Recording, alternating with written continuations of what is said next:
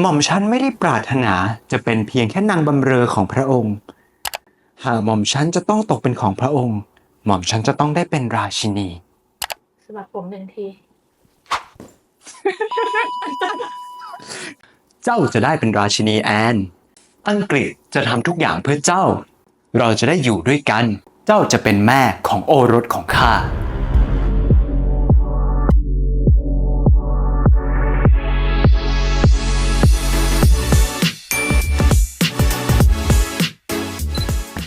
สวัสดีครับหมอบีมนะครับจากช่อง The Doctory ครับ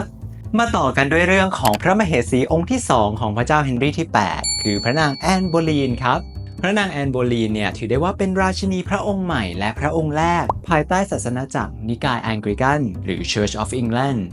ชีวิตรักของพระนางกับพระเจ้าเฮนรี่เนี่ยเริ่มต้นกันอย่างโรแมนติกและหวานหยดย้อยเลยครับ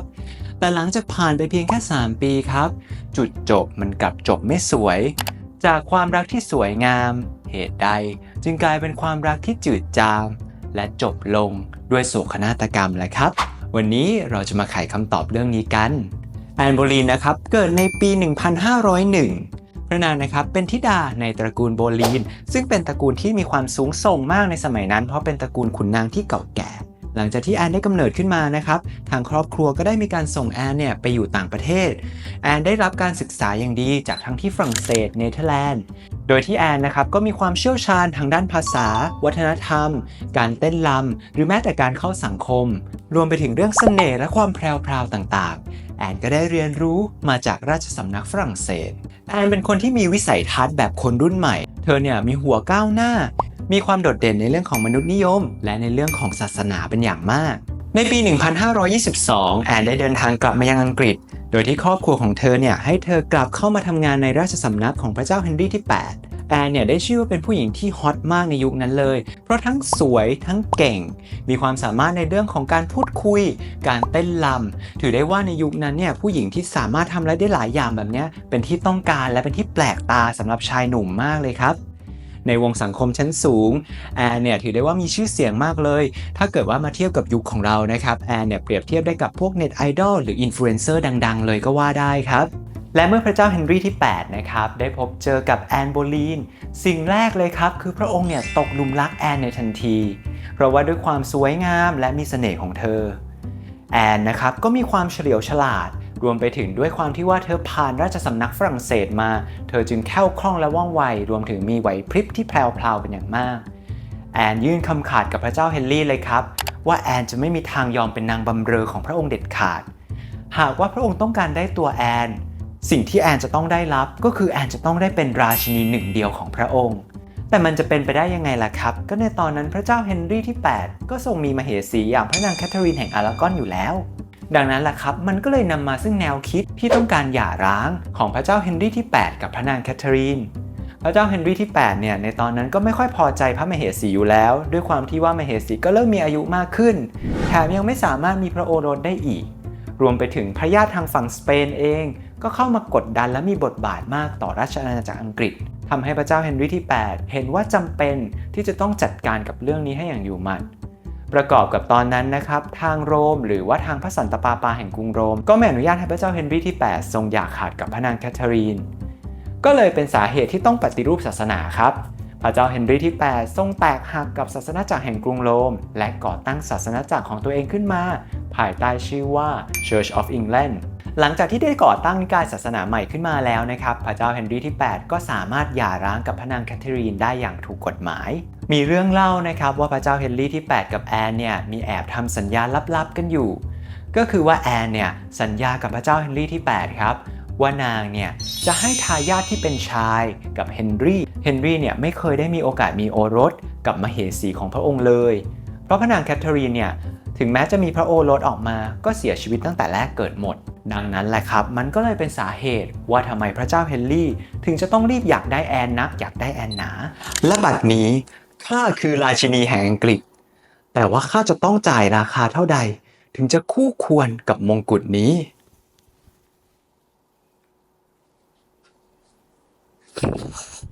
ข้าใส่มงกุฎไม่ได้นี่พวกเจ้าเห็นราชินีองค์ใหม่หรือยังยังเลยท่านนางเป็นยังไงเหรอ นางสวยมากเลยแหละ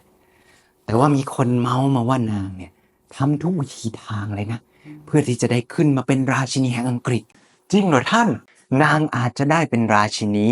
แต่เจ้ารู้หรือเปล่าว่านางสัญญาอะไรกับกษัตริย์เอาไว้สัญญาอะไรเหรอท่านนางบอกว่านางจะให้โอรสกับองค์กษัตริย์มันจะเป็นไปได้เหรอท่านนั่นสินางจะสามารถทำตามที่นางสัญญากับองค์กษัตริย์เอาไว้ได้หรือเปล่าในปี 1533 แอนโบลีนได้รับการสวมมงกุฎจากพระเจ้าเฮนรี่ที่ 8 ให้ขึ้นเป็นพระราชินีแอน แต่ทุกคนรู้ไหมครับว่าการขึ้นมาของราชินีแอนเนี่ยมันสร้างความไม่พอใจและสร้างความขัดแย้งให้กับราชสำนักในยุคนั้นเป็นอย่างมากเลยครับเพราะว่าคนที่สนับสนุนพระนางแคทเธอรีนเนี่ยมีอยู่มากและเขาคนอังกฤษในสมัยนั้นเขาก็นับถือศาสนาคริสต์นิกายโรมันคาทอลิกกันอยู่เดิมแล้วและอยู่ดีๆจะมาเปลี่ยนของเขาไปเป็น Church of England อยู่ดีๆจะมาเปลี่ยนราชินีของเขาก็ต้องย่อมไม่พอใจเป็นธรรมดาครับหรือพูดง่ายๆนะมันก็เกิดเสียงดราม่าเต็มราชสำนักไปหมดเลยครับแต่ทีนี้คนอย่างราชินีแอนกว่าจะได้มาซึ่งตำแหน่งนี้มันไม่ใช่ง่ายๆนะครับแอนเนี่ยตั้งใจมากเลยครับว่าจะต้องเกาะตำแหน่งนี้ให้ได้นานที่สุดและจะต้องมีทายาทชายเพื่อที่จะให้ตัวเองเนี่ยอยู่เป็นราชินีได้ไปตลอดในปีเดียวกันนั้นเองนะครับพระนางแอนเนี่ยก็ได้ให้กำเนิดทายาทคนแรกครับทายาทคนแรกของพระนางเนี่ยกลับทำให้พระนางเนี่ยต้องผิดหวังเลยครับเพราะลูกที่เกิดออกมาเนี่ยกลับเป็นลูกสาวและลูกสาวผู้นี้แหละครับก็จะได้เป็นราชินีนาถแห่งอังกฤษคือสมเด็จพระราชินีนาถอลิซาเบธที่ 1แต่ทั้งนี้ทั้งนั้นนะครับการที่พระนางเนี่ยมีลูกได้เร็วขนาดนั้นก็มีคนซุบซิบกันมานะครับว่าจริงๆแล้วพระนางแอนโบลีนเนี่ยเริ่มตั้งครรภ์ตั้งแต่ก่อนที่จะแต่งงานหรือก่อนที่จะได้รับการแต่งตั้งเป็นราชินีครับโดยที่พระนางนี่ก็คิดมาตลอดเลยแหละว่าลูกในท้องของตัวเองเนี่ยจะต้องเป็นลูกชายก็เลยไปกดดันให้พระเจ้าเฮนรี่เนี่ยรีบหย่าขาจากพระนางแคทเธอรีนเพื่อมาแต่งงานกับตัวเองก่อนที่ลูกคนนี้จะเกิดพอเกิดออกมาก็ดันได้ลูกสาวมันก็ยิ่งเหมือนทำให้พระเจ้าเฮนรี่ที่ 8แล้วก็พระนางแอนเนี่ยผิดหวังมากขึ้นไปอีกครับแต่ก็อย่างว่านะครับข้าวใหม่ปลามันณตอนนั้นเนี่ยถึงแม้จะมีลูกสาวก็ไม่เป็นไรครับสิ่งที่พระเจ้าเฮนรี่ที่ 8เนี่ยทรงบอกกับพระราชินีก็คือว่าไม่เป็นไรในเมื่อเจ้าให้กำเนิดทายาทหญิงที่แข็งแรงได้เจ้าก็ย่อมให้กำเนิดทายาทชายที่แข็งแรงได้เช่นกันหลังจากที่ให้กำเนิดเจ้าหญิงอลิซาเบธนะครับพระนางแอนโบลีนเนี่ยก็พยายามอีกหลายต่อหลายครั้งครับจนพระนางเนี่ยตั้งครรภ์แต่เป็นที่น่าเสียดายนะครับเมื่อทุกๆการตั้งครรภ์ของพระนางเนี่ยพระนางกลับแท้งหรือถึงแม้ไม่แท้งนะครับพอคลอดออกมาทารกก็ไม่สามารถมีชีวิตจนเติบโตได้พอมันเกิดเหตุการณ์แบบนี้นะครับซ้ำไปซ้ำมาสามีที่ตอนแรกก็รับได้อยู่นะมันเหมือนกับเราเนี่ยโดนทำลายความฝันโดนทำลายความปรารถนาเนี่ยหลายๆรอบจนสุดท้ายมันก็กลายเป็นความเซ็งครับพระเจ้าเฮนรี่ที่ 8เนี่ยจากที่เริ่มแบบไม่เป็นไรแอนไว้ครั้งต่อไปก็ได้พระองค์ก็เริ่มที่จะเบื่อหน่ายจนเริ่มนำไปสู่ความไม่พอใจและพอไม่พอใจนะครับทีนี้พระองค์ก็เริ่มเอาใจออกห่างราชินีแล้วครับก็กลายเป็นการทะเลาะทำให้ความสัมพันธ์ของทั้งสองคนแย่ลงและแย่ลงตามลำดับจนสุดท้ายก็นำมาซึ่งความล่มสลายของตำแหน่งราชินี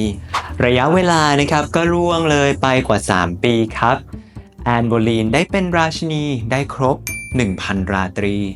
ชีวิตของเธอก็ต้องเป็นอันสะดุดลงเมื่อสุดท้ายแล้วเธอก็ยังไม่สามารถทำให้ความปรารถนาของพระเจ้าเฮนรี่ที่ 8 สวามีเนี่ยเป็นจริงได้สักทีพระเจ้าเฮนรี่นะครับก็เริ่มที่จะตำหนิเธอแล้วครับว่าแอนเธอทำให้ฉันผิดหวังอยู่เรื่อยๆเลยนะ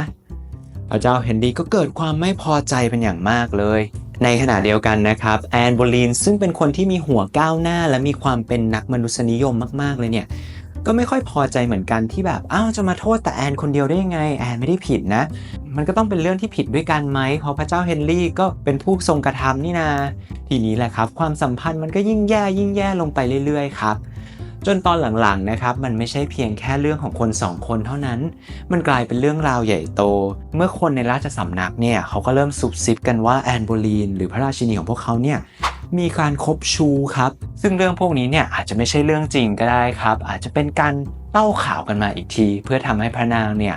เสื่อมเสียและนำไปสู่การถูกถอดถอนจากตำแหน่งราชินีในที่สุดเมื่อข่าวลือในวังนะครับแพร่สะพัดหนาหูมากขึ้นเรื่อยๆครับพระเจ้าเฮนรี่ที่ 8เนี่ยก็เริ่มทรงเบื่อหน่ายราชินีของตนเองและในที่สุดพระองค์ก็ทรงทำแบบเดิมก็คือหาหญิงสาวคนใหม่เข้ามาปรนเปรอและปรนนิบัติสิ่งนี้แหละครับก็เลยทำให้พระนางแอนหรือราชินีของเราเนี่ยเกิดความไม่พอใจเป็นอย่างมากตอนนั้นเนี่ย แอนกับพระเจ้าเฮนรี่นะครับก็เกิดปากเสียงกันเป็นอย่างมากเลยครับจนสุดท้ายพระเจ้าเฮนรี่ที่8เนี่ยก็ได้ทรงวางแผนที่จะอย่าขาดจากแอนให้ได้และซึ่งในตอนนั้นนะครับมันก็มีข่าวลือเรื่องของแอนเนี่ยหนาหูมากเลยในพระราชวังพระเจ้าเฮนรี่ที่8นะครับก็เลยเอาเรื่องพวกนี้แหละครับมาเป็นข้ออ้างเพื่อที่จะได้อย่าขาดจากแอนโบลีนในที่สุดเจ้าทำให้ข้าผิดหวังแอนมงกุฎที่ข้ามอบให้เจ้าไปบัดนี้มันกำลังจะทำลายตัวเจ้าหม่อมฉันบริสุทธิ์ฝ่าพระบาทหม่อมฉันไม่ได้กระทำสิ่งเหล่านี้หม่อมฉันบริสุทธิ์จากข้อกล่าวหาเหล่านี้ฝ่าพระบาทโปรดเมตตาหม่อมฉันด้วยและแล้วแอนก็ถูกจับนำไปไต่สวนพิจารณาคดีความครับทุกคนรู้ไหมครับว่าคดีความที่แอนถูกกล่าวหาในตอนนั้นมันมีอะไรบ้างมันมีตั้งแต่เรื่องที่เธอเนี่ยคบชู้กับข้าราชบริพารในราชสำนักรวมไปถึงพยายามก่อกบฏหรือรอบปลงพระชนม์พระเจ้าเฮนรี่ที่8และที่แย่กว่านั้นครับสิ่งที่แอนยังจะต้องได้รับก็คือการถูกใส่ความว่าพระนางเนี่ยรอบเป็นชู้กับน้องชายตัวเองอย่างจอร์จโบลีนซึ่งเรื่องนี้แหละครับเป็นเรื่องที่ทำลายภาพลักษณ์และทำลายชื่อเสียงของราชินีเป็นอย่างมากเลยสุดท้ายเมื่อผ่านพ้นการพิจารณาคดีครับแอนถูกตัดสินว่ามีข้อหาความผิดจริงเธอถูกตัดสินให้ประหารชีวิตด้วยการตัดศีรษะในเช้าวันที่19พฤษภาคมของปี1536แอนโบลีนถูกนำตัวไปยังหอคอยแห่งลอนดอนเพื่อดำเนินการประหารชีวิตในตอนนั้นนะครับเธอก็คงจะต้องยอมรับกับโชคชะตาของเธอแล้วว่าเวลาของเธอมันได้หมดลงแล้วครับแอนโบลีนนะครับมีท่าทีที่สงบนิ่งครับเธอไม่ได้กระวนกระวายหรือว่าแสดงทีท่าว่ากลัวตายแต่อย่างใดสิ่งที่แอนนะครับร้องขอกับพระเจ้าเฮนรี่ที่8ผู้เป็นสวามีของเธอคือในเมื่อเธอจะต้องถูกประหารเธออยากจะให้การประหารครั้งนี้เป็นไปอย่างรวดเร็วที่สุดโดยสมัยก่อนเนี่ยการประหารแบบอังกฤษเนี่ยเขาจะใช้ขวานนะครับเพื่อตัดหัวนักโทษแต่สิ่งที่เธอต้องการคือเธออยากจะให้มีการประหารแบบทางฝรั่งเศสคือการใช้ดาบอันแหลมคมเพื่อที่จะตัดศีรษะของนักโทษให้ขาดภายในเพียงแค่1 ฉับเท่านั้นข้าขอขอบพระคุณพระราชาที่ทรงเมตตาต่อข้าจะไม่ขอกล่าวโทษใดๆต่อพระราชาหรือสวามีอันเป็นที่รักของข้าเลยขอองค์พระเป็นเจ้าโปรดเมตตาและรับวิญญาณของข้าไปอยู่กับพระองค์ท่านด้วยเถิดหลังจากที่พระนางแอนโบลีนได้กล่าวคำอำลาเป็นครั้งสุดท้ายเพชฌฆาตก็ได้ยกดาบขึ้นมาครับและเพชฌฆาตก็ได้ฟาดดาบลงมาที่บริเวณคอของพระนางศีรษะของพระนางแอนโบลีนได้หลุดออกจากล่างและล่วงลงไปสู่พื้นทิ้งไว้เพียงแต่ร่างอันไร้วิญญาณของแอนโบลีนหลายคนเนี่ยอาจจะยังสงสัยนะครับว่าการตัดศีรษะแบบนี้มันทำให้พระนางเนี่ยรู้สึกทุกข์ทรมานกันไหมเอ่ยจริงๆแล้วการประหารชีวิตด้วยการตัดศีรษะนะครับต้องบอกก่อนเลยว่ามันเป็นการประหารชีวิตที่ทรมานจิตใจของผู้ชมหรือผู้ที่ได้รับการตัดสินมากเลยนะครับในเรื่องของการประหารชีวิตแบบนี้นะครับเขาก็มีการเชื่อว่าร่างกายที่ได้รับการตัดศีรษะออกมาในตอนนั้นเนี่ยเมื่อศีรษะถูกตัดขาดสมองก็แทบจะขาดเลือดโดยทันทีครับเท่ากับว่าก็ขาดออกซิเจนในทันทีเหมือนกันสติสัมปชัญญะส่วนใหญ่เนี่ยก็อาจจะหายไปในตอนนั้นเลยมีนักประวัติศาสตร์บางคนนะครับก็ได้ค้นพบหลักฐานว่าหลังจากการตัดศีรษะแล้วได้ทรงเห็นว่าพระนางแอนโบลีนเนี่ยมีการกระพริบตาหรือว่าพระนางเนี่ยมีน้ำตาไหลออกมาบางคนบอกพระนางโศกเศร้าหรือเปล่าหรือเสียใจหรือเปล่านะครับจริงๆแล้วมันอาจจะเป็นสิ่งที่เกิดขึ้นได้นะครับเพราะว่ามันอาจจะเป็นปฏิกิริยารีเฟล็กซ์ของทางร่างกายของเราในแง่ความเจ็บปวดนะครับจริงๆก็ไม่สามารถมีใครบอกได้หรอกนะครับว่ามันจะเจ็บปวดหรือเปล่าแต่ก็ยังมีคนอธิบายนะครับว่าหลังจากผ่านกระบวนการตรงนั้นไปเนี่ยสมองของเรามันอาจจะยังสามารถรับรู้หรือว่าทำงานได้อยู่ในระดับนาทีเลยแต่ข้อมูลเหล่านี้นะครับมันก็ยังไม่ชัดเจนเพียงพอครับเป็นยังไงกันบ้างครับสำหรับเรื่องราวของพระนางแอนโบลีนเริ่มต้นจากการเป็นหญิงสาวสวยทรงเสน่ห์สุดท้ายต้องมาจบลงที่การเป็นราชินีที่ถูกตัดศีรษะถ้าใครที่ชอบเรื่องราวแบบนี้นะครับช่วยฝากกดไลค์กดแชร์กด Subscribe ให้ด้วยนะแล้วในตอนหน้านะครับจะมาเล่าเรื่องราวของพระนางเจนซีมัวร์หญิงสาวคนใหม่ของพระเจ้าเฮนรี่ที่8ให้ทุกคนฟังกันมาดูกันว่าในคลิปหน้าเรื่องราวของพระนางเจนซีมัวร์จะเป็นยังไง สำหรับวันนี้สวัสดีครับ